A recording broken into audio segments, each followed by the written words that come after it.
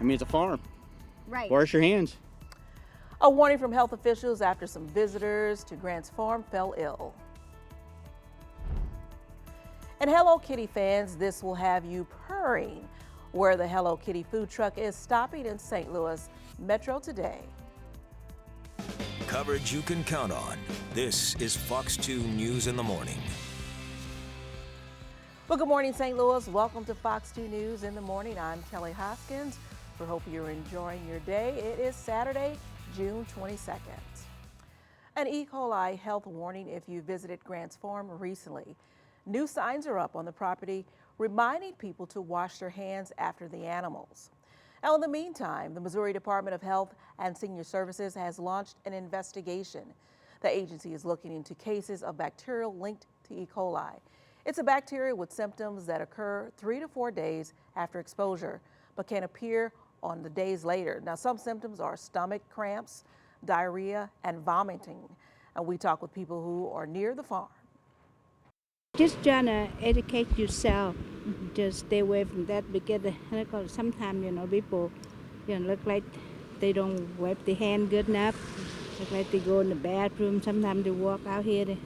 This is disgusting. After at least 5 people have the illness and visited the farm somewhere after late May, the health department is urging you to contact your doctor if you're experiencing any symptoms. A spokesperson from Grant's Farm tell us in part they're working closely with the department to ensure all visitors enjoy a safe and enjoyable environment. And ALS is an incurable illness that gained attention years back with the Ice Bucket Challenge. However, it needs more awareness and research. Fox 2 and News 11 are the media sponsors, the Walk to Defeat ALS. And that's where we'll find Fox 2's Kelley Hoskins, where the walk will get underway later this morning. Good morning, Kelley. In national headlines, a tragedy in Hawaii after a small aircraft goes down in flames, killing all 9 people on board. Now, officials say family members of those on board were on the ground when the crash happened and may have seen the plane go down. A tweet by Hawaii's Department of Transportation confirms the aircraft as a King airplane, which is an American-built small utility plane. It's unclear if the plane was taking off or landing, since it was still near the runway when it crashed. Now, raids are targeting immigrant families, could be carried out as soon as the weekend. Meredith Woods has more. They will be removed as fast as they come in. President Trump sending out a warning on Twitter, hinting that something big was about to go down involving undocumented immigrants in the U.S. Now, a senior immigration official has confirmed that ICE, Immigrations and Customs Enforcement, is set to launch raids in 10 U.S. cities beginning this Sunday, targeting about 2,000 people. Acting ICE Director Mark Morgan told reporters in response to the president's tweet, quote, "If you're here." Meanwhile, Illinois state leaders are voicing their support for immigrant communities. This as ICE prepares for raids in 10 cities this weekend, including Chicago. A Chicago Mayor Lori Lightfoot is one official condemning the Trump administration planned raids. And she says the Windy City has taken concrete steps to support the immigrant community. She also says she told ICE officials that Chicago Police Department, quote, will not cooperate or facilitate any ICE enforcement action. Now, that same tune even echoing from Illinois Governor J.B. Pritzker. He signed 3 new bills into law, making Illinois the first state to ban private immigration detention centers.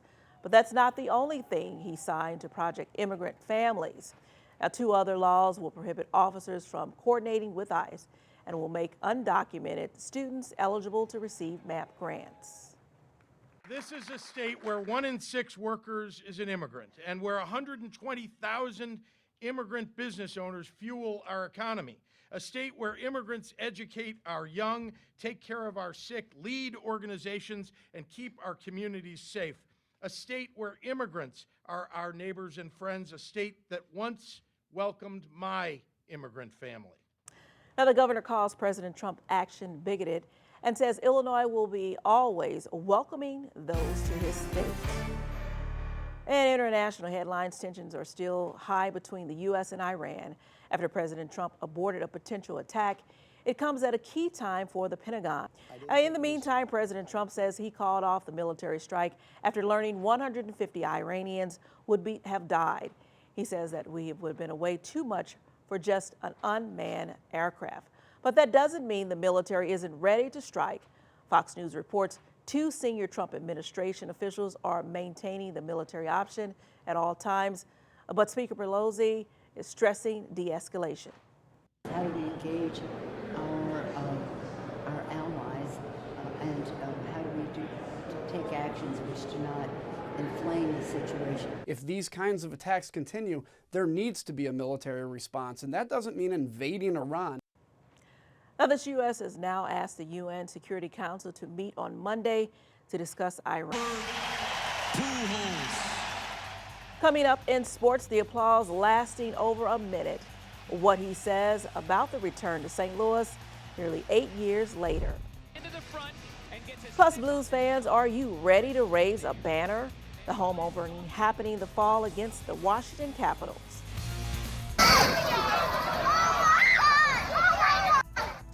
And Gone with the Wind, what caused this hot air balloon to make a hard landing at a Missouri festival.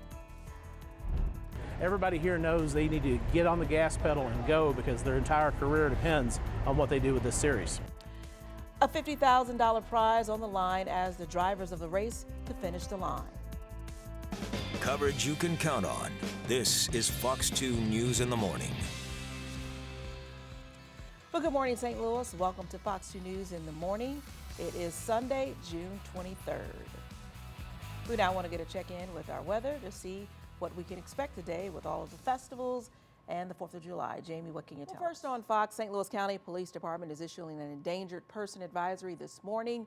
They're asking the public to help find 15-year-old Kia Coleman. The teen disappeared from the 10,000 block of Green Valley Drive around 5 p.m. yesterday. Police say her mother last heard from her around 8:30 when she texted saying she was on her way home. Coleman is described as 5 foot 4 inches tall, weighing 110 pounds. She was last seen wearing a maroon hoodie, gray jogging pants, and white shoes. Well, it's time to make plans, and the festival in Florissant is today. The celebration features nonstop entertainment with live Latino bands, dancers from various countries, including Venezuela, Colombia, and Mexico. Fox 2, KPLR are proud sponsors of the event, and Fox 2's Dan Gray joins us live from Florissant with what he can tell us about the big party as that party is about to get underway. Dan, it looks like it's an exciting time out there. Well, we're now going to get another check-in in our weather department. It looks like it's going to be an exciting day for Fair St. Louis. Jamie, what can you tell us? Well, homicide detectives investigate a deadly overnight shooting in South City.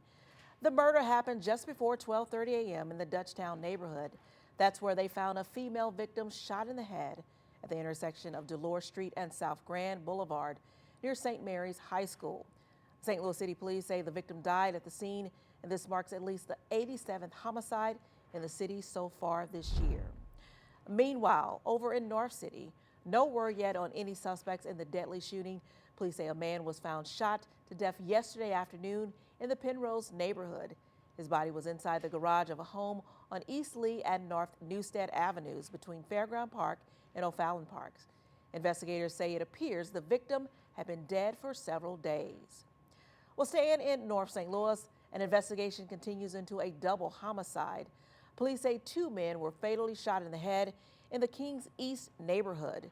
It happened last night around 6:40 on North Euclid Avenue near Solomon Temple Church. No word on any suspects or a motive.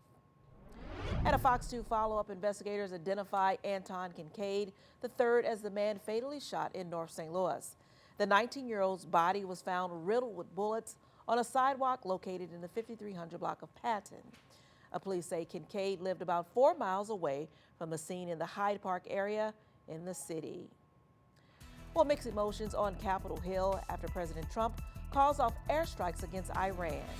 He did the right thing by not proceeding, but I think he did the wrong thing by talking too much. The debate developing on how the president was able to make the call without Congress. Plus, more lawsuits set to take fight against Boeing. This time, allegations stem from the cockpit. If this happened, what's next? Well, caught on camera, a charging man shoves a TSA agent to the floor and punches another. The aftermath of his 7 seconds of terror.